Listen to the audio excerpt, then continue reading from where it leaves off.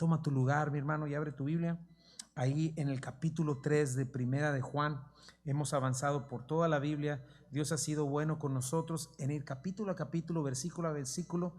Creemos, como todo cristiano debe creer, que la Biblia no es un libro de texto o un elemento más del cristianismo, es nuestra máxima autoridad. Dios se ha dado a conocer ahí. Entonces, o es la palabra del hombre o es la palabra de Dios. Y hemos llegado capítulo a capítulo, versículo a versículo a esta carta de Primera de Juan, donde siendo el último de los apóstoles, al final del primer siglo, escribiendo y cerrando el canon de la Biblia, Juan escribe esta preciosa carta a una iglesia como la de nuestros tiempos, que estaba siendo infiel a la verdad, con un pensamiento cristiano vacío, carente de verdad bíblica, dejando entrar un pensamiento permisivo y liberal, y no tenían convicción por la verdad. Y Juan escribe precisamente para refutar una falsa doctrina que era el comienzo de lo que ahora se llama el gnosticismo, y ellos enseñaban que la verdad estaba pues muy lejos, solamente los iniciados y los superdotados podían alcanzarla, que la materia y el cuerpo eran separados. Yo podía adorar a Dios con mi mente y con mi corazón, y en mi cuerpo podía hacer lo que sea, seguir pecando, ¿verdad? Y una cosa muy importante, ya que el cuerpo es malo, Jesús no pudo haber venido en cuerpo. Entonces son los que empezaban con este asunto de que era solo un espíritu, como un avatar de Dios que vino y tomó el cuerpo de un ser humano cuando se bautizó, y después cuando fue a la cruz, antes de ir a la cruz, se separó, y estaban minando el centro, la raíz de lo que es la redención, ¿no? Entonces estos hombres menospreciaban a los que no eran de su grupo y no los trataban con el amor de Dios, sino con indiferencia, con odio, con pecado, pero eso sí, se sentían muy espirituales. Y bueno, es el contexto histórico y de lo que está teniendo en mente Juan cuando está escribiendo Primera de Juan, Segunda de Juan, Tercera de Juan y hasta el Evangelio de Juan, que fue el último escrito. Juan está pensando en esto: Jesucristo es Dios eterno. Jesucristo es Dios por sobre todas las cosas, y es lo que está poniendo a Jesucristo como Dios, ¿no? Y bueno, un buen sector de la iglesia de nuestros días está en esta situación. Ha reemplazado la autoridad bíblica por la autoridad humana, la cual es falible, ¿no? Y como en el tiempo de los jueces, no sé si has leído ese libro, donde cada quien hacía lo que mejor le parecía. ¿Y qué consecuencias ha traído esto? Que la iglesia ha perdido seguridad, ha perdido certezas y las más básicas de su fe. Por lo tanto, su gozo no es verdadero, no es perdurable, y queda a merced de fábulas, misticismo, ritualismo, ¿verdad? Cosas raras que ni siquiera están en la Biblia. Idolatran cosas temporales, principios humanos, filosofía secular. Se pretende curar el corazón de las personas con psicología humana. Terminan teniendo puras tradiciones, invalidando la verdad. Y esta carta es maravillosa porque nos regresa todas esas certezas y nos ayuda a recuperar el gozo perdido por todas estas situaciones, y sobre todo nos quiere dar esa seguridad de que tenemos vida eterna, que somos hijos de Dios. Qué necesario es que tengamos esa seguridad. Más y más tú preguntas a gente que se supone que es cristiana, que va a la iglesia, no tiene esta seguridad de que es hija de Dios, de que ha nacido de nuevo, de que va a ir al cielo. Muchas de estas cosas no entienden la raíz del evangelio. Entonces Juan, como un padre amoroso, nos habla firmemente, sin ambigüedad, pero a la misma vez con amor, ¿verdad? Y nos habla sin grises, hablando en blanco y negro. Dogmáticamente está confrontando directamente la doctrina superficial, la falta de compromiso con la verdad, la falta de santidad de los creyentes. Y si te acuerdas cómo comenzó desde el capítulo 1 diciéndonos lo que era desde el principio, lo que hemos visto y oído, y esto les anunciamos. Es decir, Jesucristo vino hace 2000 años, partió la historia en dos y manifestó quién era Dios durante 3 años y medio, no en una visión en el Himalaya.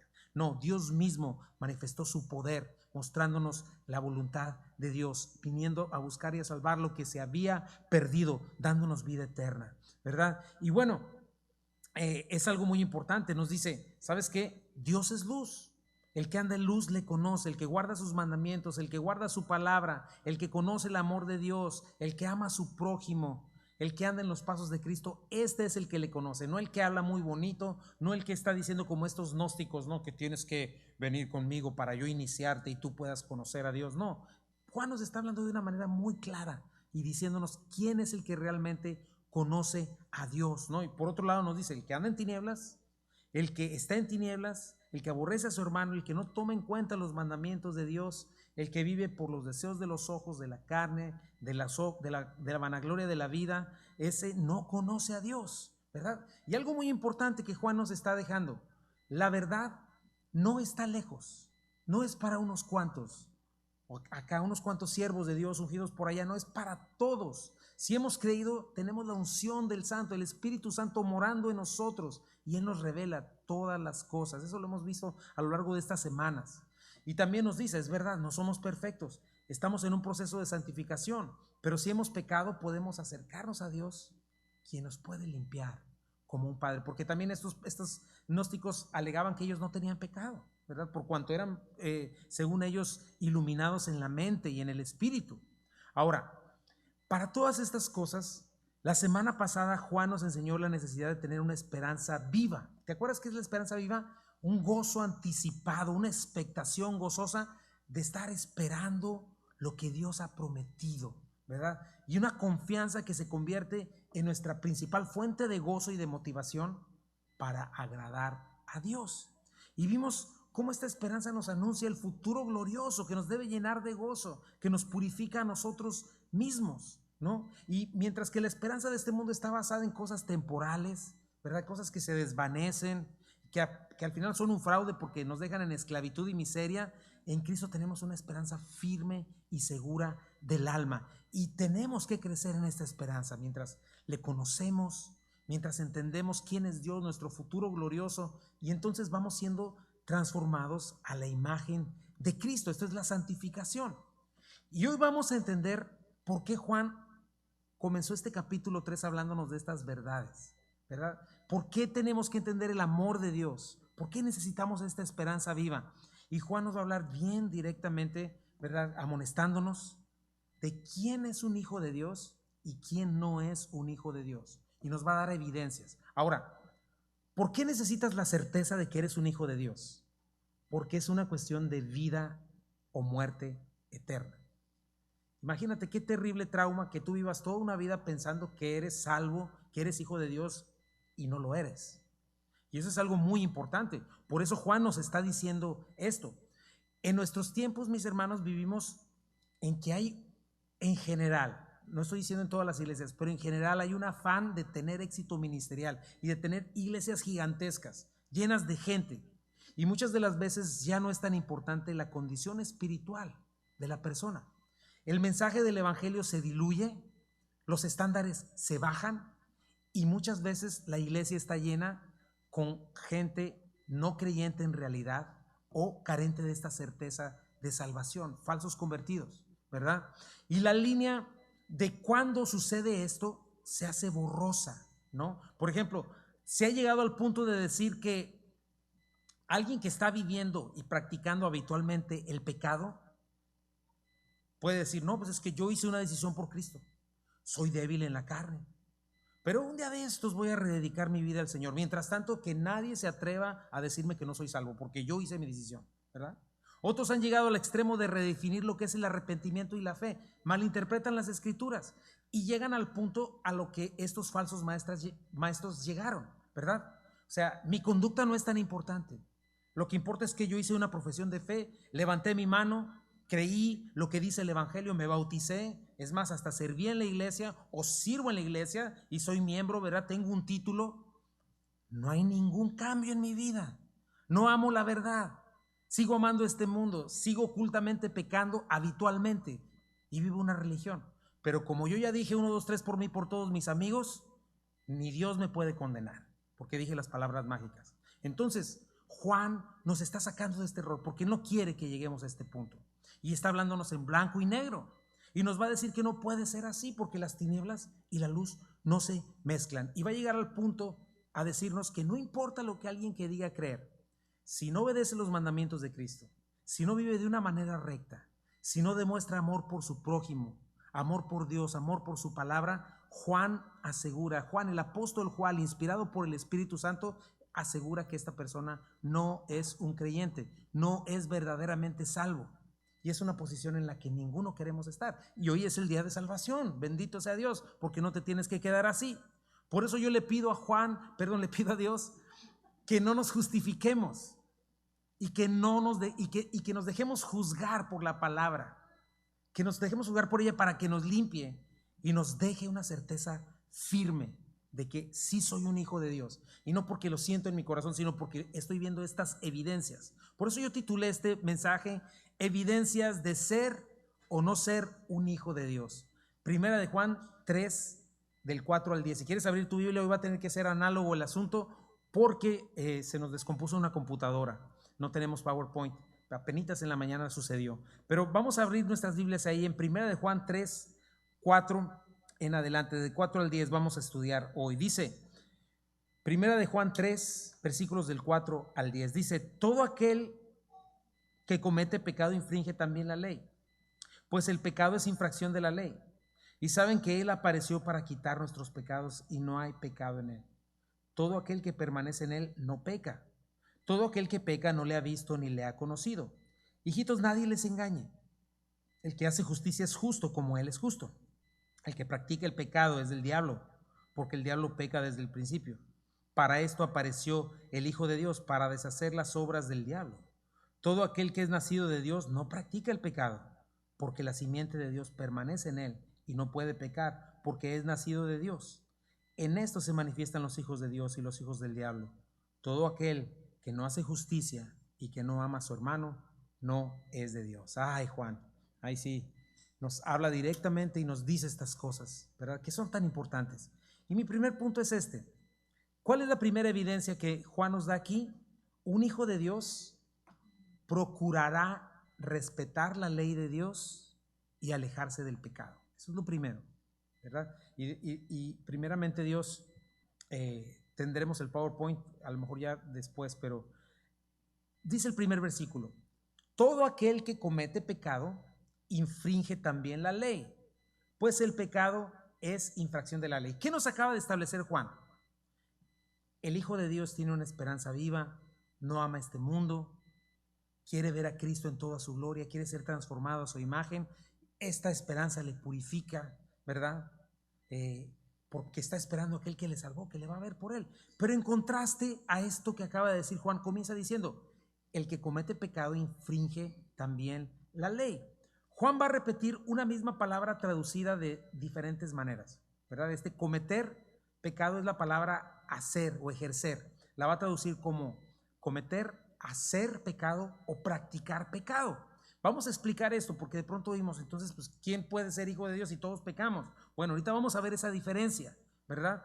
Esta palabra cometer pecado, hacer pecado, practicar pecado es una palabra griega que es poieo, que significa ejercer algo, ejecutarlo, producirlo, establecerlo, llevarlo a cabo, pero con una manera intencional y decidida. Ahora, ¿a qué se refiere con pecado? Establezcamos lo que se refiere el pecado. Bueno, hay dos palabras que el Nuevo Testamento utiliza para pecado. Una de ellas es la palabra amartía, que significa errar en el blanco o en el target. Y la otra es la palabra adiquia o adiquia, que significa sin justicia. Justicia es aquello que Dios demanda. Entonces, errar en el blanco es ese. ¿Cuál era el blanco? ¿Cuál era darle en el blanco, el target? Dios es Dios. Dios es el creador. Dios es el sustentador, el juez. Él es digno de suprema alabanza, honra, obediencia y adoración. ¿Cómo el hombre erró en el blanco o pecó? Bueno, se rebeló contra su creador, cometió una insurrección o una revolución. Eso está en nuestros corazones. Usurpamos el lugar de Dios. Cada momento el pecador se pone a sí mismo como Dios, obviamente engañado cuando Satanás le dijo a Eva, serás como Dios, ¿verdad?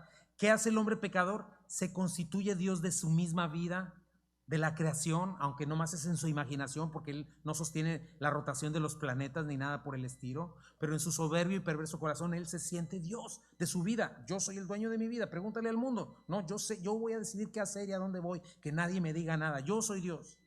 Eso es errar en el blanco. Al darle la espalda a Dios, el ser humano vive sin justicia, ¿verdad? Porque él mismo se pone a sí mismo como el dador de la ley, el que establece el estándar. Yo soy el que digo lo que está bien y lo que está mal. ¿Quién sabe qué diga la Biblia? Pero yo es lo que a mí me parece, lo que yo siento, lo que yo creo. Esto está bien, ay no, eso está mal, y bueno, le ponemos en el Facebook y todo el rollo, ¿no? Hacemos nuestros juicios, ¿verdad? El mundo pecador condena a Dios como malo. Dios es malo. Si fuera bueno, ¿por qué habría tanto mal en el mundo? Dios es irresponsable, porque si no, no habría hambre. Dios es desamoroso porque abandonó su creación. Es decir, yo juzgo a Dios, ¿verdad? Errar en el blanco. Y toda esa errar en el blanco produce la injusticia que nos rodea y que surge del corazón perverso del hombre, ¿no? Mentira, adulterio, violencia, orgullo. Todo eso no son los pecados en sí mismos, son los síntomas del pecado que yace dentro del corazón humano al haber errado en el blanco, al haber quitado a Dios de su trono. Dicho de otra manera, cuando Juan está hablando de este tipo de pecadores, de que el que peca no es de Dios sino del diablo, no habla de un acto ocasional de pecado, sino de un patrón establecido y continuo, una conducta pecaminosa de alguien que no conoce a Dios, ¿verdad? ¿Qué es lo que caracteriza a un incrédulo? ¿Qué es lo que nos caracterizaba antes de conocer a Dios? Cuando rechazábamos a Cristo. En primer lugar, no existe el menor temor de Dios. No hay el más mínimo interés en considerar lo que Dios manda. O sea, si hablas es que Dios quiere esto, ay, persinado, ay, esto y lo otro, ¿verdad? Hay una actitud de anarquía y rebelión contra Dios constante. Dios dice, pero yo creo esto. En mi vida, mis chicharrones truenan, ¿verdad? Por lo mismo, ¿qué domina y qué nos dominaba a nosotros y qué domina a los que rechazan a Cristo? Pues caos, rebelión, injusticia. ¿Se manifiesta en qué? En relaciones interpersonales rotas, hechas pedazos, divorcios, aborto, confusión de género, adulterio. O sea, solo mira lo que está sucediendo a nuestro alrededor, todos estos desastres. Entonces lo que está estableciendo Juan es esto: infringir la ley de Dios es transgredirla, es no tomar en cuenta a Dios de una manera constante, ¿verdad? Hasta usar el nombre de Dios blasfemándolo. Escuchen las películas, cada 4 palabras blasfeman el nombre de Dios, lo menosprecian. Es este pensamiento de Dios, tiempo para Dios, hay que chambearle, ¿no? Hay que ganar el billete, eso es para las viejitas de mi pueblo, ¿no? Este pensamiento, eso es un pensamiento normal del que no conoce a Dios, pero eso debería ser totalmente contrario para alguien que ha sido salvado, para alguien que dice conocer a Dios y amarlo. Y no es que los creyentes no pequemos, sí pecamos y a veces hasta voluntariamente, pero hay una diferencia. Para un creyente jamás va a ser un hábito, ni tampoco va a estar persistiendo en hacerlo, en lo mismo. Jamás va a llegar a ser su estilo de vida, ¿ok? Porque ha nacido de nuevo, porque es una nueva creación, porque hay un fruto de justicia, ¿ok? Lo que está diciendo Juan es que los creyentes genuinos, los hijos de Dios, no vamos a violar la ley de Dios, ni persistentemente, ni habitualmente, sencillamente porque lo amamos. ¿Te acuerdas? La base del evangelio, ¿sabes cuál es? ¿Qué sucedió cuando creíste en el evangelio? Es una rendición, un rendimiento. O sea, yo soy el dueño de mí mismo, estoy lleno de orgullo, de pronto escucho el evangelio, el Espíritu Santo me da convicción de pecado y me muestra, Él es Dios, no soy yo Dios. ¿Y sabes qué sucede? Caigo de rodillas. ¿Qué significa eso? Que me rindo ante Dios, que le cedo el trono de mi vida, que dejo de ser yo el que truena mis chicharrones y digo, Dios, yo no era Dios, era mentira, tú eres Dios y yo me rindo ante ti. El trono te pertenece. Esa es la base, la esencia del evangelio. Entonces hoy se supone que un cristiano desea someterse a su rey. La obediencia a Dios es algo valioso para él. Es una manera en la que honra y reconoce a su dueño y señor, ¿verdad? Y el verdadero hijo de Dios se caracteriza porque ya hay mansedumbre en él, humildad. Lo contrario a la rebeldía y a la soberbia que dominaba y con lo que despreciábamos a Dios. Por eso Juan nos dice, un genuino hijo de Dios no va a andar en rebelión continua y habitual contra Dios. Eso es a lo que se refiere con practicar el pecado. No va a estar infringiendo la ley de Dios de una manera habitual, ¿verdad? Porque el hijo de Dios no va a amar lo que Dios aborrece, porque le reconoce como su dueño y señor. Porque el principio de la sabiduría es el temor de Dios y tiene este temor de Dios. ¿Me explico? Yo recuerdo en 2003 que fue la primera vez que salí con Semilla de Mostaza, mi antigua iglesia, a un festival de música cristiana a Brownsville, Texas, ¿verdad? Y el festival iba a ser entre Matamoros, Tamaulipas y Brownsville, Texas, ¿verdad? Y todavía no se ponían las cosas en este país como están ahora. Pero había una persona que vivía ahí en la línea, vivía del lado de Matamoros, ¿verdad? Y él es el que nos estaba llevando, cruzando la línea de aquí para allá. Cada rato cruzábamos de un lado al otro, dependiendo de dónde íbamos a cantar. Pero me acuerdo mucho lo que él dijo. No, así que ya sabes, en un acento muy del valle. Nada más que no lo sé hacer, pero no, pues la educación cuesta $3, decía. ¿Por qué? Dice, pues eso es lo que cuesta cruzar de México a Estados Unidos. O sea, ¿ves una gran diferencia? Del lado mexicano no hay respeto por las leyes, todo sucio, ni límites de velocidad, ni tirar basura, ¿verdad? Y justo es lo que ves, ¿verdad? Pero cruzando el puente algo pasaba, que todo era orden y la gente de repente la gente indisciplinada se comportaba y guardaba límites de velocidad y no tiraba basura porque le caía un ticket como de $200, ¿verdad? Cosas por el estilo. Pero te fijas, cruzando la línea hay cierto temor, hay respeto, porque se cumplen las leyes, ¿verdad? Porque hay gente que hace cumplir las leyes o te cobra muy caro si no las cumples, ¿verdad? Y eso es lo que se supone que los creyentes hemos hecho cuando vinimos a Cristo. Hemos cruzado esa línea por gracia de Dios. Y hoy entendemos quién es Dios y entendemos lo que Él ama.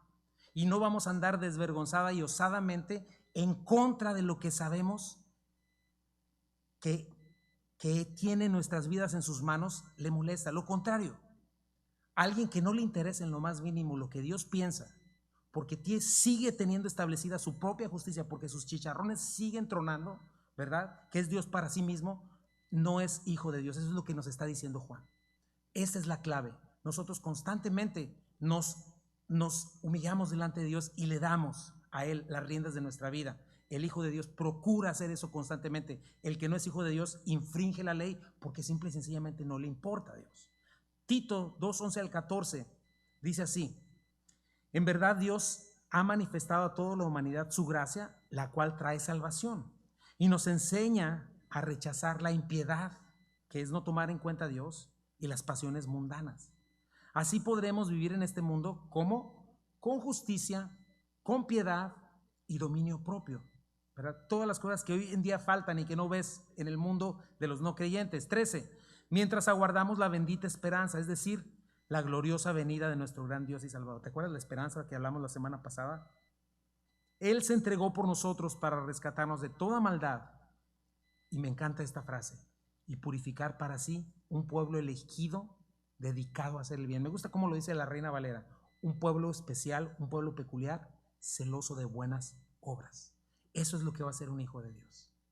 No es alguien que no le importa lo que Dios dice. Está enfocado y lo que más le importa es saber lo que Dios dice porque quiere cumplir la voluntad de Dios. Eso es lo que hace en primer lugar un hijo de Dios. Segunda evidencia: el que es hijo de Dios sabe, entiende y es parte del propósito de la salvación en Cristo. Aquí vamos a ver a Juan poniendo clavos uno, otro, hasta dejar todo bien firme y establecido.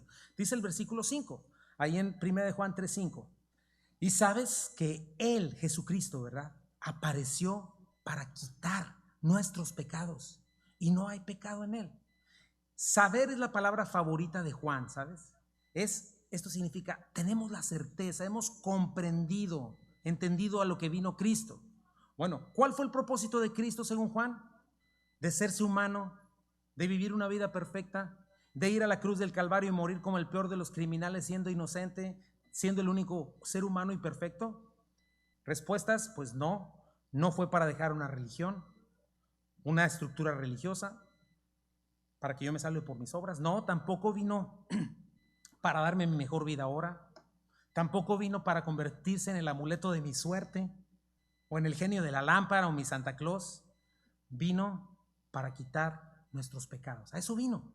Nuestro más grande problema como seres humanos es nuestro pecado. Jesucristo vino a quitarlo. La palabra quitar significa quitarlo, recogerlo, arrastrarlo, conquistarlo, matarlo, eliminarlo, suprimirlo. Ahora, hay que ver dos cosas en este punto. Sí, Cristo recibió nuestra redención y la consumó en la cruz del Calvario, ¿verdad? Él recibió el castigo de nuestros pecados, recibió sobre sí mismo la condenación eterna, la ira de Dios que yo merecía cayó sobre él, ¿sí? Dios le dio la espalda, lo juzgó culpable y a mí me hizo inocente, ¿verdad? Haciendo posible el perdón de pecados, la reconciliación. Pero ahí no termina la obra de redención. Eso es algo que debo entender. En todo este asunto cristiano a veces no entendemos eso. No termina con decir, no, pues yo ya soy salvo, ya tengo mi boleto, ya voy a ir al cielo, pues ahora hay que seguirle dando vuelo a la hilacha hasta que llegue el Señor. No, tengo que entender que el pecado sigue en mí y que hay una lucha constante. Ahora esa es mi batalla. Y si yo no estoy luchando constantemente contra mi carne por el poder del Espíritu Santo, ahorita lo vamos a explicar, que es la santificación, el pecado me puede volver a esclavizar y en el proceso dañarme, dañar a los que me rodean y recibir terribles consecuencias de dolor, caos y destrucción. Pero lo que dice aquí Juan es que la obra de Cristo vino también a quitar mi pecado hoy, no solamente en el futuro. No solamente voy a ser libre allá cuando Cristo venga y se ha despojado de este cuerpo, ¿verdad? Y lo logró, sino que hoy puedo ser libre y hoy puedo tener la victoria sobre el pecado que todavía habita en mí. Esa es mi batalla como cristiano, ya lo mencioné. Pero ¿sabes una cosa? Es una batalla ganada, porque Cristo vino a suprimir el pecado. ¿Y tú qué piensas? ¿Que le salió así medio como con 6? ¿Tú crees que le salió con 10? ¿Sí o no? Le salió con 10. Jesucristo, no hay nada imposible para Él. Él vino a suprimir al pecado. Y en esta obra de santificación, el Espíritu Santo hoy eficazmente puede hacerme libre del control del pecado. Cualquier pecado.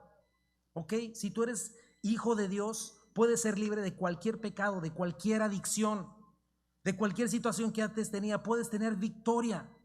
Obviamente cuando posas tus ojos, tu tiempo, tu corazón, tu voluntad en Él, ¿verdad? Pero dice 1 Tesalonicenses que esa es su voluntad, mi santificación, a que me aleje de inmundicia, que me aparte de fornicación. ¿Dónde lo hizo posible? En la cruz, ¿verdad? Entonces, ¿qué implica esta declaración de Juan? Ahí te va. Es una incongruencia total para un verdadero hijo de Dios, que fue redimido por la obra de Cristo en la cruz, que está permaneciendo, que permanezca en pecado y que se justifique, ¿verdad? ¿Cómo? O sea, montón de personas que se dicen cristiana en este país hoy mismo vive en fornicación. ¿Qué significa eso? Jóvenes tienen relaciones con sus novias antes de casarse. Eso es algo que Dios no acepta. Personas que viven en unión libre y siguen haciendo eso. Eso es vivir en constante pecado. En adulterio, homosexualismo, alcoholismo, maledicencia, que significa eso, hablar profanamente, con groserías, chismes, murmuraciones, mentiras, fraudes, porque todo eso es vivir en contra de lo que vino a hacer Cristo, de la obra redentora de Cristo. Cristo vino precisamente a romper el dominio de ese pecado sobre mi vida, en la vida de cada creyente, lo cual no solo es una esperanza para el futuro, hoy tiene que estar sucediendo. No se trata de que allá en la resurrección, ¿verdad? Ya no pecaré. Mientras tanto le voy a seguir dando vuelo, ¿no? Y voy a seguir viviendo como antes de que se supone que fui salvado. No es así. Juan nos está recordando, cuando tú y yo recibimos el perdón de pecados, no solo pagó tu deuda por tus pecados, te limpió. Y verdaderamente es una limpieza de tus inmundicias y mis inmundicias. Y te separó para sí mismo, para que estés con Él. Y como ya lo vimos, ¿verdad? Sí, ocasionalmente quizá llegues a pecar y cuando pecamos lo lamentamos terriblemente, pero no queremos estar ahí.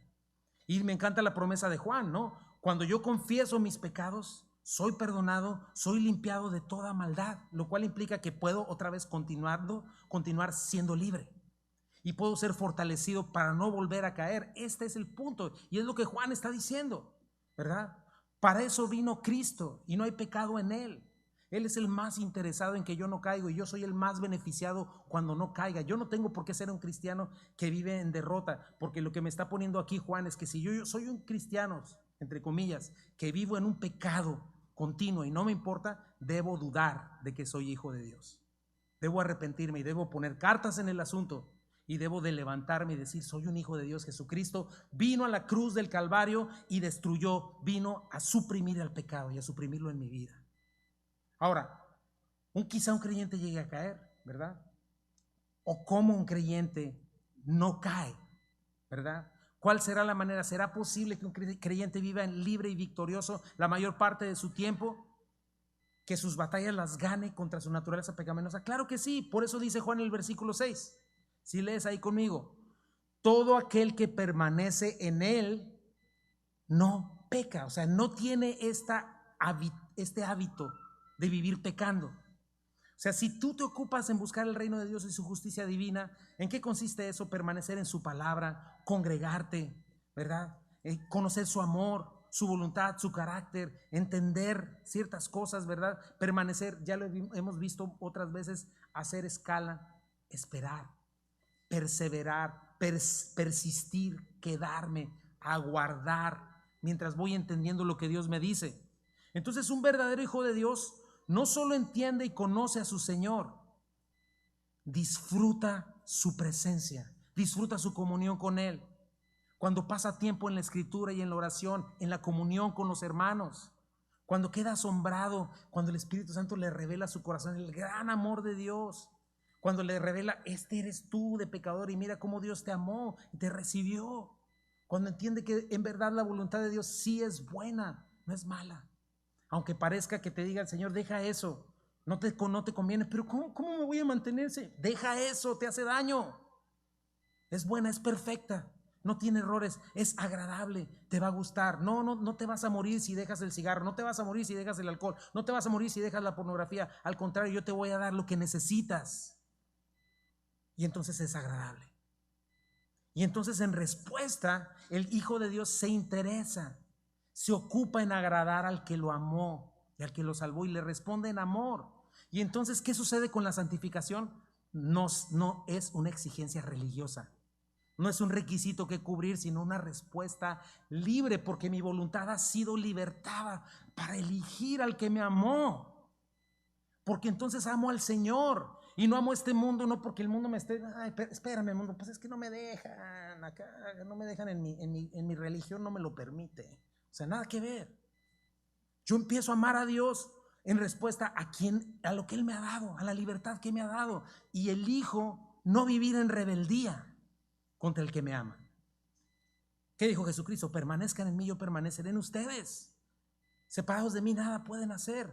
¿Y cuál es la manera de permanecer en Él? Dice, si permanecen en mí, mis palabras permanecen en ustedes.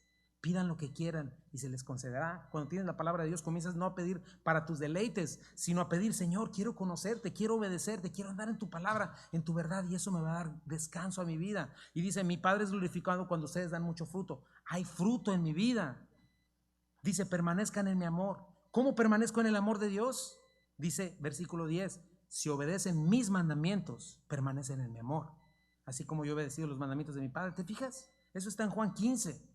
Entonces, mientras yo permanezco en la palabra, la entiendo, la retengo, la pongo por obra, puedo ver este fruto manifestado en mí. Y un cristiano que tiene el Espíritu Santo residiendo en él, ha recibido un nuevo corazón, ha sido perdonado, ha sido limpiado de sus pecados. Dios le ha dado una nueva vida, una vida transformada, le ha dado capacidad divina para amar y para obedecer la ley de Dios. Y entiende que Cristo vino a quitar el pecado. Y dice el versículo 6, todo aquel que peca no le ha visto ni le ha conocido. Una vez más, nuestro mismo concepto. Si alguien vive de una manera habitual, con maledicencia, en fornicación, en envidia, en robar, ¿sabes lo que está haciendo? Es menospreciar, desafiar y rebelarse contra Dios. Y alguien que vive así está demostrando que no está regenerado todavía. Dicho de otra manera, tú puedes decir con tu boca que yo vi a Dios, lo he conocido, sentí rete bonito, hablé lenguas, hice todo hasta aquello, pero con tu conducta, con tu manera de hablar, muestras lo contrario. Más bien estás mostrando lo que hay realmente en tu corazón y lo que amas, que es el mundo y no al Señor. Un verdadero hijo de Dios no es que no vuelva a pecar, ya explicamos eso. Lo que no va a suceder es que va a seguir viviendo como cuando no conocía a Dios. Tiene que haber una diferencia. Si alguien de manera constante y habitual mantiene una conducta o un patrón de una gente no salva, no importa lo que diga, no importa lo que haya dicho, que haya visto de Cristo, ¿verdad? No importa lo que haya supuestamente entendido de Él, ¿verdad? No ha entendido su pecado, no ha entendido la magnitud, la consecuencia tan terrible de pecar, aunque fuera una sola vez, lo cual merece condenación eterna. Y si se sigue justificando a sí mismo, si sigue diciendo no soy tan malo, no es convertido, no le ha conocido, no ha experimentado la vida del Espíritu Santo que levanta a un muerto. la vida del Espíritu Santo que hace que de pronto un borracho de un día para otro deje de beber, que un drogadicto de un día para otro deje de drogarse, que alguien que es esclavo de lujuria, temor, odio comience a caminar para él. Piensa en los evangelios. O sea, es como si este endemoniado gadareno siguiera comportándose como si tuviera todos esos miles de demonios dentro de él. Salieron de él, era un hombre transformado. Eso es lo que hace el Espíritu Santo en nosotros, nos transforma en otra persona. Y es maravilloso ver cuando esto sucede en la vida de alguien, porque ese es un verdadero milagro. Y para este tipo de personas, no, que pues ahí la llevo, ahí poco a poco, como que retrocedo cada 2 años y como que ya no continué. No, la Biblia es clara y dice: las personas que le han visto y le han conocido perseveran y dar fruto al 30, al 60 y al 100 por uno, porque es por el poder de Dios, no es por mi poder. Y una persona que no manifiesta este fruto y que vive en pecado, no importa cuánto diga conocer y entender la Escritura, no importa cuánto diga pasar tiempo en la iglesia o servir, es un falso convertido. Eso es lo que dice Juan. Versículo 7, y Dios no quiere que te quedes así, porque lo aclaro, el punto no es solamente amonestar, sino darte esperanza. Versículo 7, hijitos, nadie los engañe. El que hace justicia es justo como Él es justo. O sea, no hay de otra, que no te dejes chamaquear. O sea, que nadie venga con argumentaciones vanas, racionalizando, justificando su pecado, ¿no? Este asunto de la justicia social. Yo no tengo la culpa, es mi pasado, es mi entorno, fueron mis padres, yo sufrí abandono, yo sufrí pobreza, yo sufrí abuso. Por eso es que me es tan difícil. No, dice Juan, que nadie los engañe. El que hace justicia, el que practica justicia es justo como Él es justo. Oh, no, es que no es pecado. No es pecado, ahora le llaman enfermedad, que es que está enfermo, que es bipolar. Lo siento, pero la Biblia lo llama pecado. Y el pecado es una transgresión contra Dios y necesita haber arrepentimiento y necesita haber un abandono de esas cosas, ¿verdad? Dice Pablo en Efesios 5, 5 al 10. Porque pueden estar seguros de que nadie que sea avaro, es decir, idólatra, inmoral o impuro, tendrá herencia en el reino de Cristo y de Dios. Que nadie les engañe con argumentaciones vanas. Estas son las argumentaciones vanas del mundo, porque por esto viene el castigo de Dios sobre los que viven en la desobediencia. Así que no se hagan cómplices de ellos, porque ustedes antes eran oscuridad, pero hoy son luz en el Señor. Vivan como hijos de luz, porque el fruto de la luz consiste en toda bondad, justicia y verdad, y comprueben lo que agrada al Señor. O sea, en Cristo hay libertad, hay salvación, y Él es poderoso para levantar un muerto podrido, para darle vida a huesos completamente secos. No hay excusa. Lucas 6, 43 al 45. No es buen árbol el que da malos frutos, o sea, que no te engañen, ni árbol malo el que da buen fruto, porque cada árbol se conoce por su fruto. Pues no se cosechan higos de los espinos, ni de las zarzas se vendimian uvas. El hombre bueno del buen tesoro de su corazón saca lo bueno, y el hombre malo del mal tesoro de su corazón saca lo malo, porque de la abundancia del corazón habla la boca. Puedes decir eso conmigo, aunque porque no lo tienes ahora ahí. Porque de la abundancia del corazón habla la boca. Vamos a decirlo otra vez. Porque de la abundancia del corazón habla la boca. ¿Cuál es el fruto en tu vida? Muy importante, Dios puede cambiarlo, ¿verdad? Ahora, por si fuera poco, ¿cómo vamos con Juan? Está pesado, ¿verdad? Bueno, ahí te va otro clavo, para dejarlo bien remachado, para que no lleguen y digan: no, es que ese capítulo 3 de Juan no dice lo que dice. Cuidado con eso. Y Juan dice, versículo 8a, el que practica el pecado es del diablo, porque el diablo peca desde el principio. ¿Ok?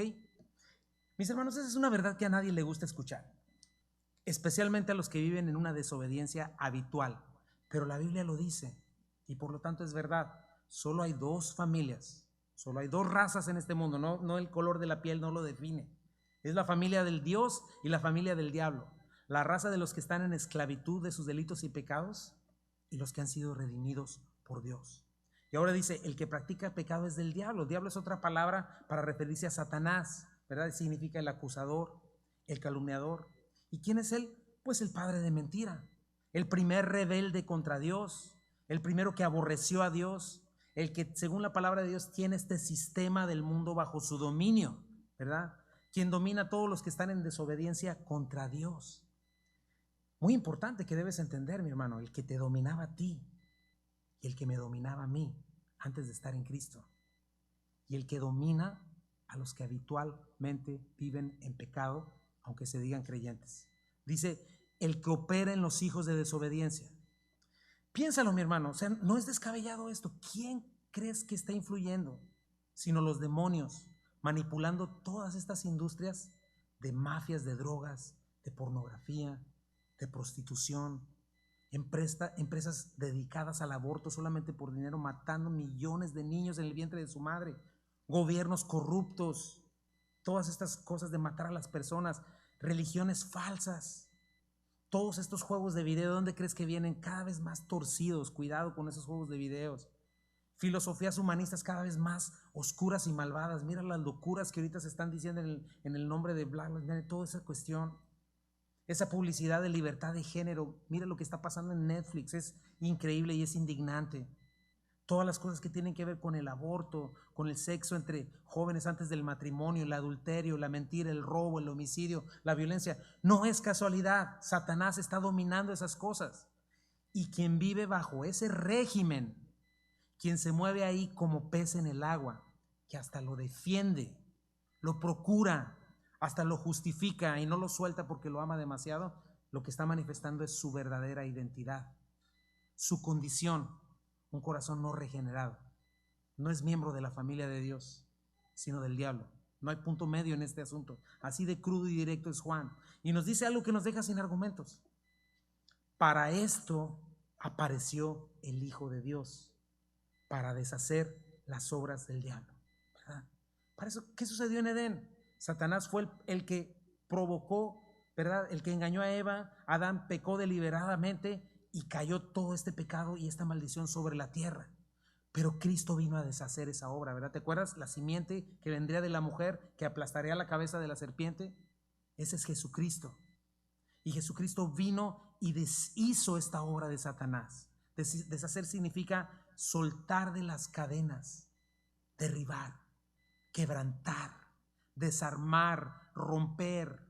Y lo hizo eficazmente, o sea, literalmente desmanteló el reino de las tinieblas, los exhibió públicamente en la cruz del Calvario. Triunfó sobre Satanás y su reino de maldad. Y la humanidad, ¿sabes qué? Antes de esto estaba vendida al pecado y fue rescatada por Jesucristo. Y de Jesucristo surgió una nueva creación. Y cuando alguien viene a Cristo, comienza a formar parte de esta nueva creación. Y ya no está bajo el dominio de Satanás. Ya no está obligado a ejecutar las obras de Satanás, lo que antes sí. Un creyente genuino no necesita exorcismos ni cosas por el estilo, porque el Espíritu Santo ya habita en él. Ha sido libertado. Nada le puede arrebatar de la mano del Señor. Las actividades satánicas, como que ser instigados al pecado, a la rebelión, a la tentación, ideologías antibíblicas, falsas religiones, perseguir a los que hacen el bien, instigar la obra de falsos maestros, la muerte, el poder sobre nosotros, todas estas cosas ya no pueden derrotar a un creyente. Porque ¿quién es tu cabeza? Ahora, si eres hijo de Dios, ¿quién es tu padre? El creador del cielo y la tierra, mi hermano. Por eso pon atención. Piensa muy bien. Siempre necesitas estar checando lo que estás pensando y lo que estás sintiendo. Siempre tienes que estar discerniendo lo que estás sintiendo, lo que estás pensando. ¿Estás en contra de la iglesia? ¿Por alguna razón hasta te da comezón pensar en congregarte? ¿Te choca estar bajo sujeción? ¿Te choca que te digan que tienes que servir o que tienes que leer tu Biblia? Pon atención. No caigas en el engaño de decir, yo conozco a Dios y nadie puede ver mi corazón. No, no podemos ver tu corazón, pero sí tu conducta, sí tus decisiones, sí tus deseos. Y o son dirigidas por el Espíritu Santo o son dirigidas ¿por quién? ¿Por quién? Satanás. No más hay de dos sopas. No existen los entes individuales y neutrales. O estás obedeciendo a Dios y estás bajo la guianza del Espíritu Santo, o estás bajo el dominio ¿de quién? De Satanás. Así es de serio, mis hermanos. Pero buenas noticias. Cristo vino a destruir sus obras. ¿Y sabes qué? Eso incluye las obras de Satanás en tu vida y en mi vida. ¿No te da descanso eso, mi hermano? ¿Hay alguien que pueda decir amén más fuerte a eso? Entonces, eso sucede a menos que no le estés permitiendo a Cristo destruirlas. Pero si es así, no quieres llegar a la conclusión que llegarías, ¿verdad? Si estás tomando esa decisión. El Hijo de Dios sabe estas cosas, las entiende y las procura. Es parte del ministerio de Cristo a este mundo. ¿A qué vino Cristo? No a ser mi amuleto de la suerte, no a que todo me vaya bien en este mundo. Él vino a deshacer las obras del diablo y a quitar el pecado, a suprimirlo. No solo en el futuro, hoy, aquí, vino a transformarme y a darme libertad. Y por eso es que yo podría disfrutar de una familia distinta, de un matrimonio distinto, tener una mente limpia de pecados, limpia de lujuria, limpia de envidia, de chismes, limpia de cualquier otra cosa, de depresión, de lo que sea. En Cristo puedo ser libre. ¿No te llena eso de gozo, mi hermano? Así es. Punto número 3 y último. El que es hijo de Dios es guiado por el Espíritu Santo que habita en él. Esta es la última parte por la cual el Hijo de Dios no permanece pecando. Dice, todo aquel que es nacido de Dios. Perdón.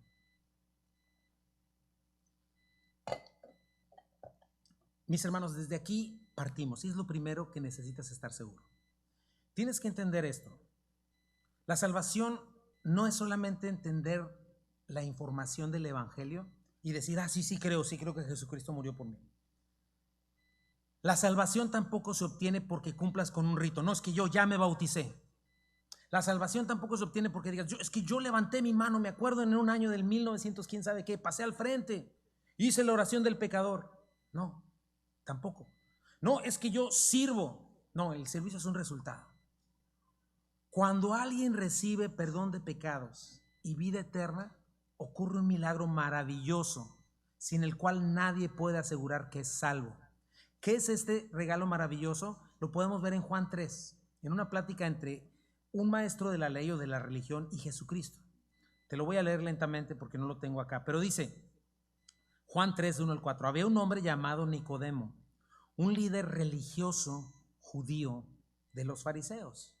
Una noche, fue de noche porque no quería arriesgarse, fue a hablar con Jesús. Rabí le dijo, todos sabemos que Dios te ha enviado para enseñarnos. Las señales milagrosas que haces son la prueba de que Dios está contigo. Jesús le respondió y le cortó. Te digo la verdad, Nicodemo, a menos que nazcas de nuevo, no puedes ver el reino de Dios. ¿Qué quieres decir?, exclamó Nicodemo. ¿Cómo puede un hombre mayor? ¿A poco tiene que hacerse chiquito y volver al vientre de su madre y nacer de nuevo? Jesús le contestó, te digo la verdad, nadie puede entrar en el reino de Dios si no nace del agua y del Espíritu. El ser humano solo puede reproducir la vida humana, pero la vida espiritual nace del Espíritu. Así que no te sorprendas cuando te digo, tienen que nacer de nuevo. El viento sopla hacia donde quiere. De la misma manera que oyes el viento, pero no sabes ni de dónde viene ni a dónde va, tampoco puedes explicar cómo las personas nacen del Espíritu. Juan lo reitera de la misma manera en el capítulo 1. Dice que vino a los suyos de su pueblo y hasta ellos lo rechazaron. Pero los que creyeron en él y lo recibieron les dio el derecho de llegar a ser hechos hijos de Dios. Ellos nacen de nuevo, no mediante un nacimiento físico o como resultado de la pasión, es que yo sí decidí creer, no. O de la iniciativa humana, es que sentí que debía creer en Dios, no. Dice, sino por medio de un nacimiento que proviene de Dios.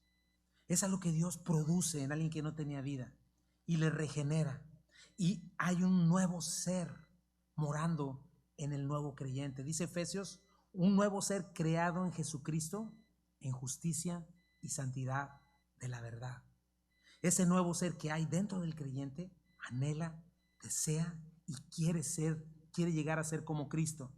Ama la justicia, ama lo que Dios requiere, ama entregarse a su Señor, conocer la verdad, porque tiene la mente de Cristo, la palabra de Dios para comprender la verdad. Versículo 9 dice, porque ha nacido de nuevo, no practica el pecado, porque la simiente de Dios permanece en él. Checa lo que dice, y no puede pecar porque es nacido de nuevo, porque es nacido de Dios. Otra vez este concepto de pecar de una manera habitual y rebelde contra Dios. ¿Cuál es esa simiente? ¿Te acuerdas en 1 de Pedro? Capítulo 1, versículo 23, dice, ¿ustedes han nacido de nuevo? no de simiente perecedera, sino de una simiente incorruptible, mediante la palabra de Dios que vive y permanece para siempre. Esa es la semilla, que es viva y eficaz, que cobra vida en nosotros. Y así como cuando un óvulo es fertilizado, de la misma manera nuestro espíritu es fertilizado por la palabra de Dios, por el Espíritu Santo, y soy regenerado. Esta palabra es implantada en mí. Cuando yo creí y recibí perdón de pecados, vida eterna, termina produciendo este nuevo ser que practica lo correcto. Y es un proceso exclusivamente de Dios. Yo no tengo nada que ver en eso. El viento sopla de donde quiere. Así es de que si estás hoy oyendo su voz, no te endurezcas.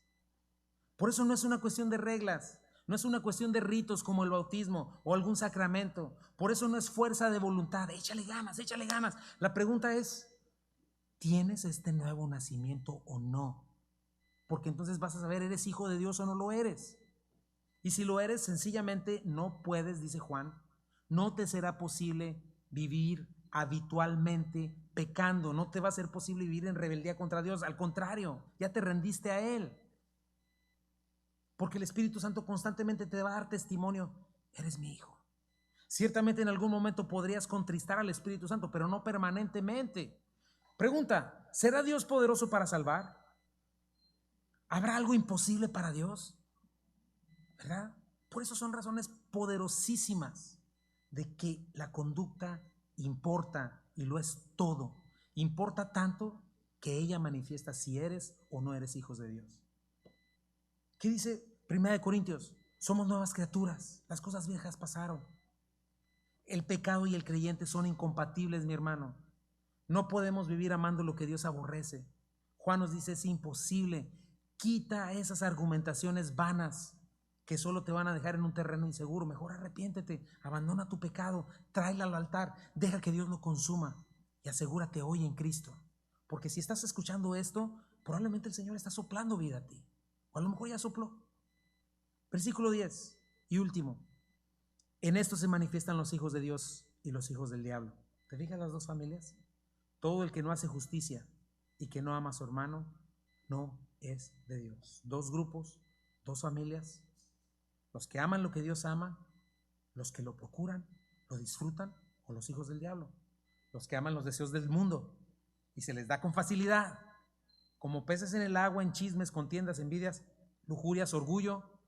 Y las cosas de Dios, para el que no es hijo de Dios, ¿sabes qué? Le son aburridas. Oh, yo ahí viene con que si ya leí.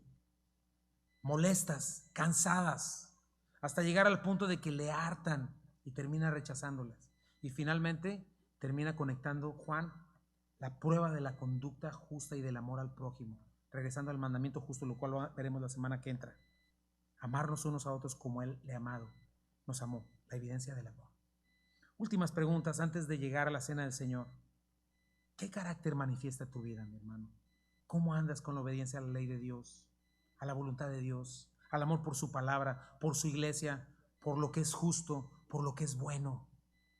O lo contrario, haces caso omiso de la palabra y sigues pecando de manera habitual y sigues como pez en el agua en las cosas de la carne.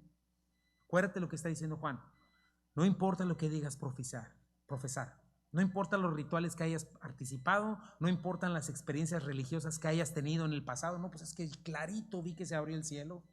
No importan los ministerios que comenzaste o que participaste, los dones que dices tener. Dice Juan, un hijo de Dios se manifiesta en algo, en que practica, ama, sigue y procura lo que Dios requiere y demanda. Y si no es así, sabes la respuesta y hoy puede cambiar. 1 Corintios 6, 9 al 11. ¿No saben que los injustos no heredarán el reino de Dios? No erréis, ni los fornicarios, ni los idólatras, ni los adúlteros, ni los afeminados, ni los que se echan con varones, ni los ladrones, ni los avaros, ni los borrachos, ni los maledicientes, ni los estafadores heredarán el reino de Dios. Y me encanta la segunda parte, llena de misericordia y esperanza. Y esto eran algunos, mas ya han sido lavados, ya han sido santificados, ya han sido justificados en el nombre del Señor Jesús y por el Espíritu de nuestro Dios. ¿Cuántos pueden decir amén a esto, mi hermano? Apocalipsis 21:7. El que venciere heredará todas las cosas, y yo seré su Dios, y él será mi hijo. Pero los cobardes e incrédulos, los abominables y homicidas, los fornicarios y hechiceros, los idólatras y todos los mentirosos tendrán su parte en el lago que arde con fuego y azufre, que es la muerte segunda. Juan, ¿por qué tan dogmático, Juan? ¿Por qué tan directo, Juan? ¿Por qué no, nada en grises? Tu conducta habla de tu identidad. Y si hoy caes en cuenta de que esto es así, no puedes quedarte así. Porque el deseo de Juan, de la palabra de Dios, no es condenarte. El deseo de Dios es salvarte y llamarte a un verdadero arrepentimiento. Que te asegures que estás en Cristo. Un último texto. Dice Mateo 7, 13 al 14. Porque de esto está hablando el Señor a sus discípulos. Entren por la puerta estrecha. Ancho es la puerta y espacioso el camino que lleva a la perdición. Este asunto de falsos evangelios, de no importa lo que haga, yo amo al Señor y Él me va a juzgar de acuerdo a lo que yo siento. No, es lo que dice en su palabra. Muchos son los que entran por ella, muchos son los que están en una falsa religiosidad, pero estrecha es la puerta y angosto el camino que lleva a la vida, y pocos son los que lo hallan. Aquí vemos unos pocos, pero lo has encontrado. Acuérdate, la fe verdadera te va a transformar. Una fe equivocada te va a condenar. Una mala conducta revela que tu fe está equivocada.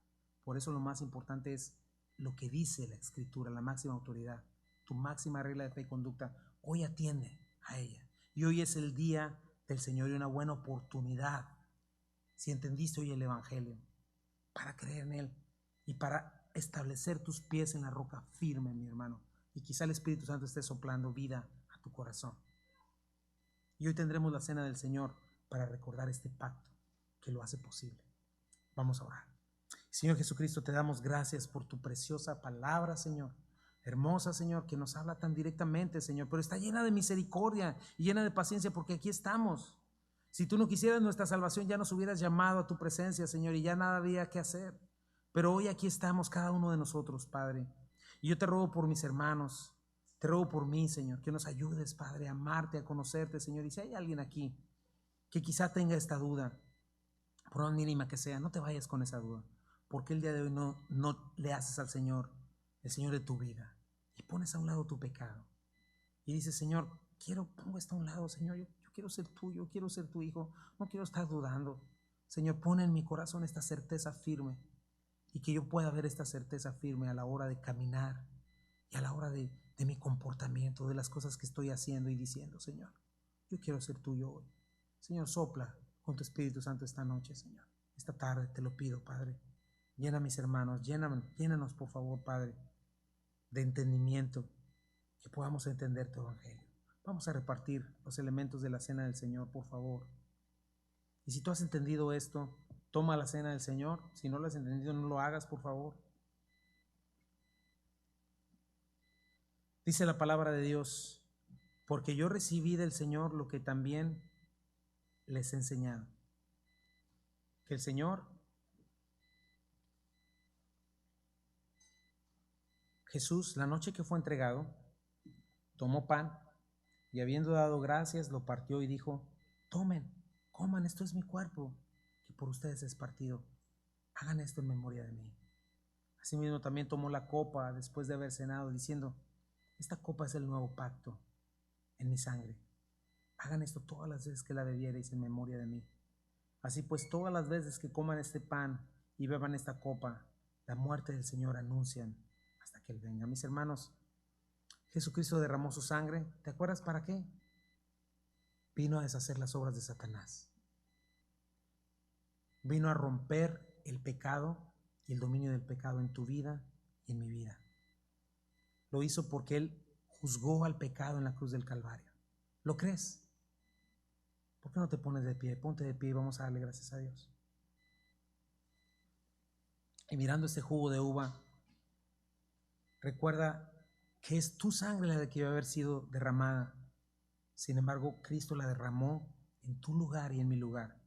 No para que andemos en nuestros pecados, no para que andemos en nuestra propia justicia, en nuestra propia prudencia, sino para vivir para Él, quien dio su vida por nosotros. Dice el Señor: si alguno quiere ser mi discípulo, niéguese a sí mismo, tome su cruz y sígame, porque todo aquel que quiera ganar su vida la perderá, pero el que la pierda por causa de mí la hallará.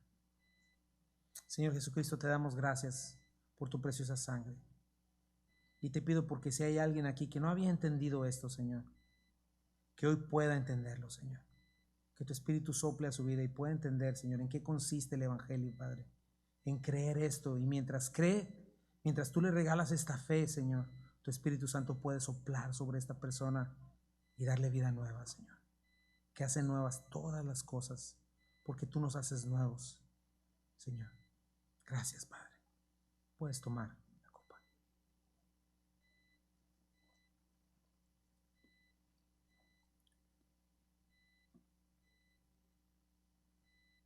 Puedes comer el pan.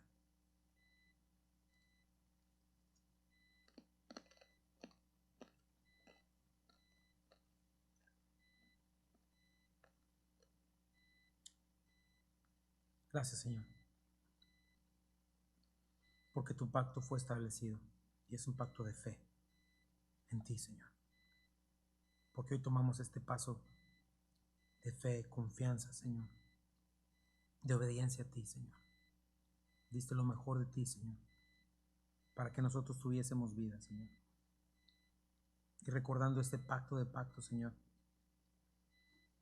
ponemos en el altar nuestros pecados, nuestros vicios, Señor, nuestra boca, nuestro corazón, para que tú lo transformes y cambie la manera de hablar, que tú lo llenes, Señor. Señor, si hay alguien aquí que no ha sido regenerado, que recordando este pacto, hoy le regeneres y le des esta vida nueva y que este nuevo hombre esté en él, creado según tú, Jesucristo, en justicia y en santidad de la verdad. Gracias, Señor. Vamos a hacer un canto para despedirnos.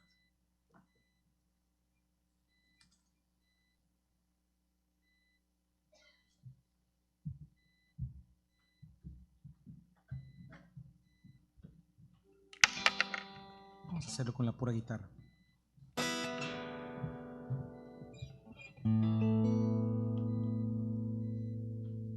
Pecado se volvió, aunque no lo conoció. Fuimos hechos en él, justicia de Dios. Se humilló, llevando la cruz. Amor asombroso,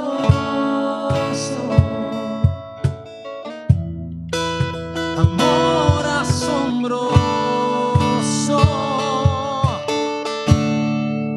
Jesús el Mesías, nombre sobre todo,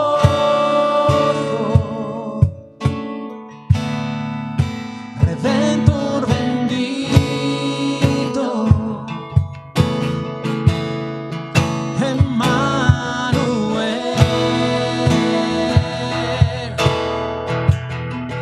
el pecado rescata, ha pagado el precio. Jesús el Mesías, sobre todo es.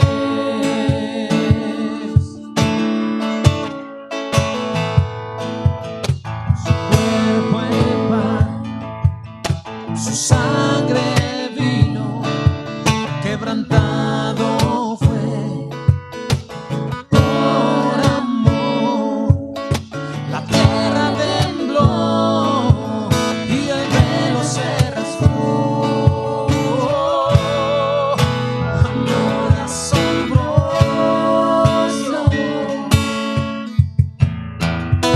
amor asombroso. Jesús el Mesías,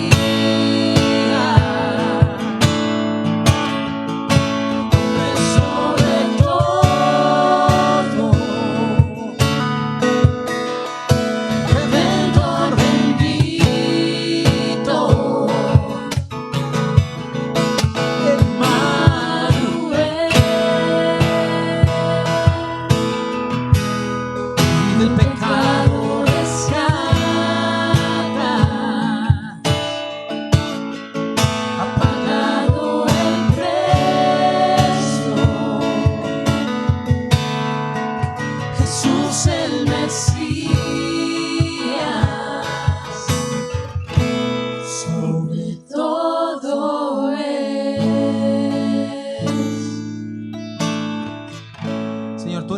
todo, Padre, y no confiamos en nuestras obras, no confiamos en nuestros ritos, confiamos en lo que tú hiciste en la cruz del Calvario, Señor. Confiamos en que tú abriste las puertas de los cielos, Señor, y abriste un camino nuevo y una entrada firme y directa al Padre a través de ti, el único mediador entre Dios y los hombres, Señor. Y te agradecemos, Señor, por esa libertad que tenemos hoy para entrar al trono de la gracia sin ningún temor, Padre. Y te pido que nadie de este lugar salga de aquí sin la certeza de ser un hijo de Dios, Padre, y que en los días consecuentes, Señor, su vida dé fruto de este nuevo nacimiento, Señor.